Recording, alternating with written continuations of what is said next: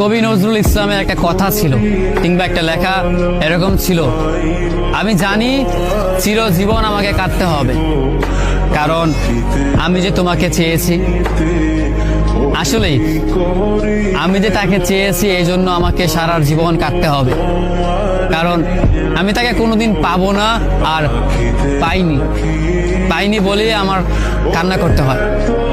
তাকে আমি প্রচন্ড ভালোবাসি বলেই আমার কান্নাটা আসে, তাকে আমি আমার করে পাইনি বলেই আমার কষ্টটা হয়। কবি নজরুল ইসলামের লেখাটা খুব দারুণ ছিল।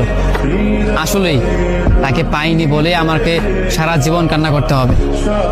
যদি সে আমার এই ভালোবাসাটা বুঝতো, আমার এই অসীম ভালোবাসাটা বুঝে আমাকে একটু বলতো যে আমি অন্যদের মতো কখনোই তোমাকে ছেড়ে যাব না, তাহলে বিশ্বাস করুন পৃথিবীতে হয়তো আমার চাইতে সুখী মানুষ আর কেউ হতে পারতো না।